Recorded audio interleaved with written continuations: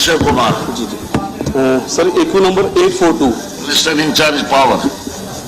Sir, AQ number 842, Part A. As per the agreement of the year 1979 between the Jammu and Kashmir and Punjab government, 20% of the total power generated at the Thain Dam and Shahpur Kandi Barrage at Basbar, cost of generation will be available to J&K.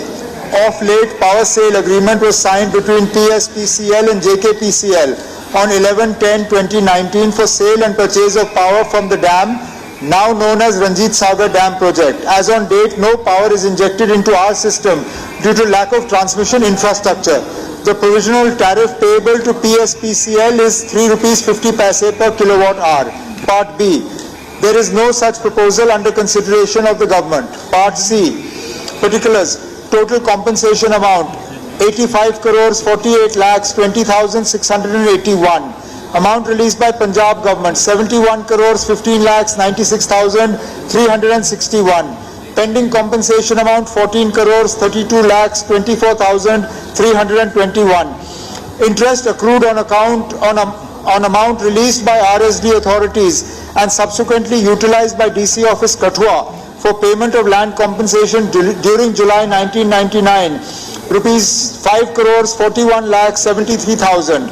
Pending compensation amount rupees 8 crores 90 lakhs 51,320.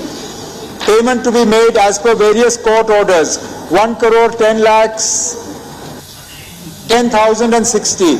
Pending interest as on 30th/9/2025 27 crores 2 lakhs 55,943. Total amount 37 crores 3 lakhs 17,323 rupees.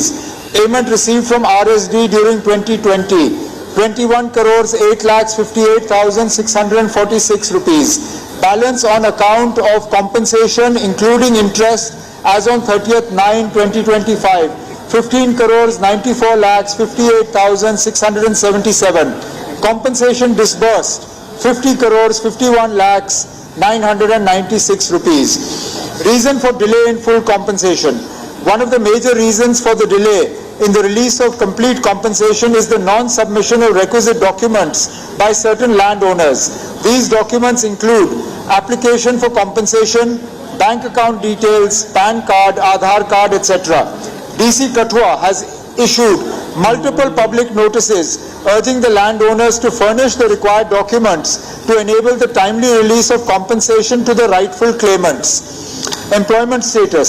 The matter has been taken up by DC Kathua with the concerned dam authorities for providing of employment to 816 affected families.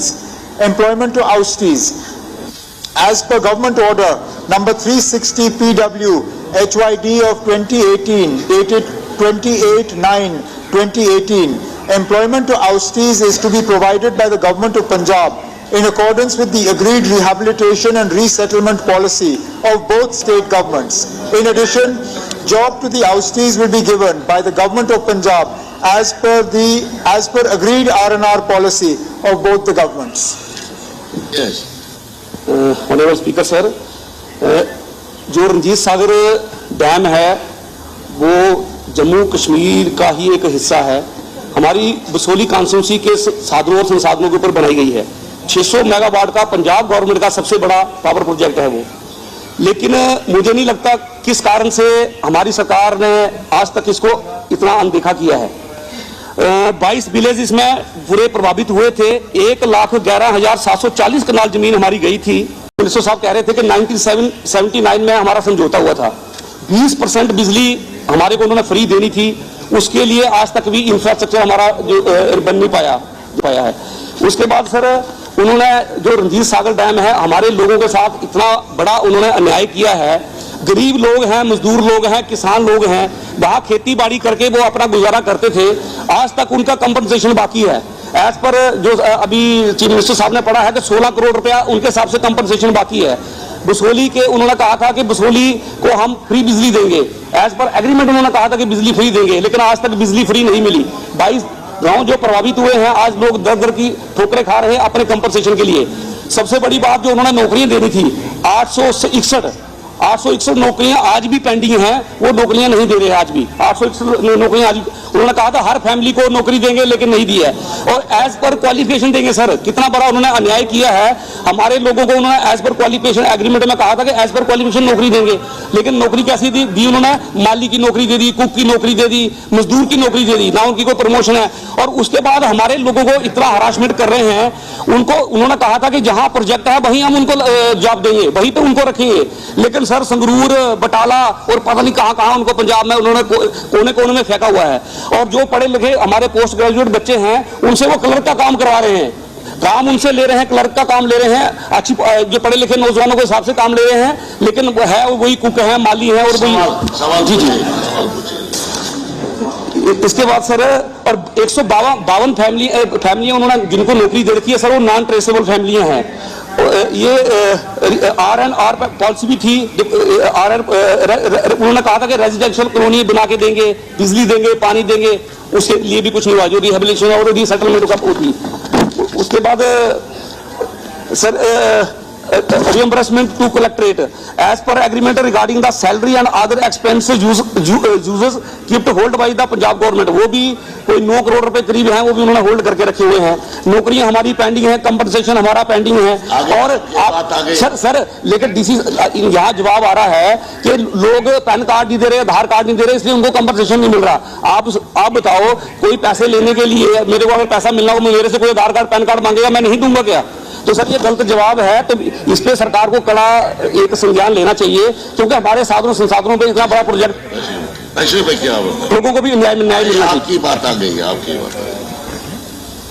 Sir honourable MLA साहब की तरफ से जो suggestion आया है compensation को लेके, उस पर हम जरूर गौर करेंगे। हमारा भी मकसद है कि पैसा लोगों तक पहुंच जाए, लेकिन ऐसा भी है ना कि बिना कागजी कार्रवाई पूरी किए हुए हम ये पैसा उनको दे नहीं सकते। और जैसे मैंने जवाब के दौरान कहा, बार बार हम डीसी के थ्रू उन फैमिलीज को याद दिलाते हैं कि मेहरबानी करके वो फॉर्मेलिटीज पूरी करें ताकि पैसा हम उनको डिसबर्स करें। इसमें अगर ऑनरेबल एमएलए साहब भी हमारा हाथ बटाएं तो जितनी जल्दी वो फॉर्मेलिटीज पूरी की जाएंगी उतनी जल्दी हम पैसा डिसबर्स करेंगे।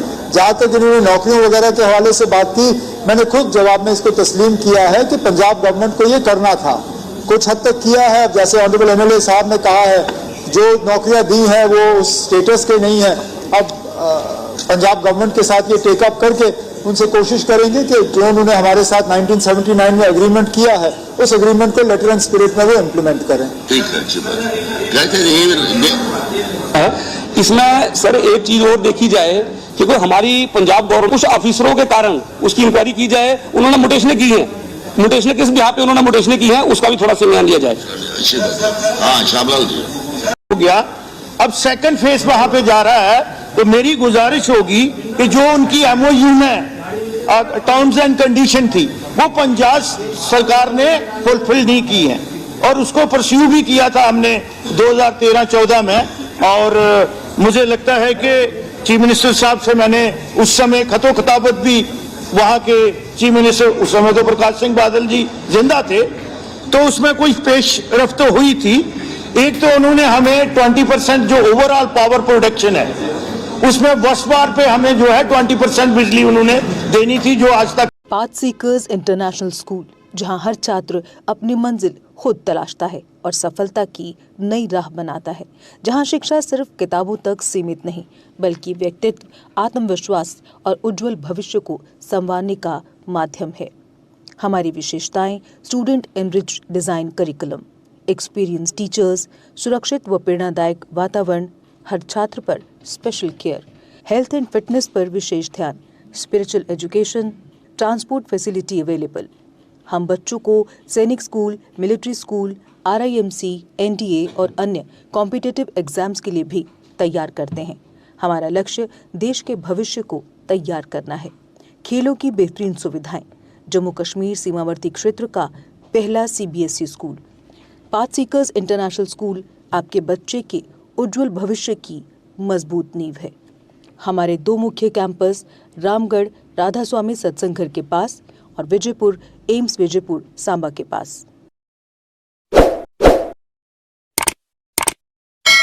जम्मू कश्मीर की खबरों के लिए जुड़े रहिए JK अपडेट के साथ।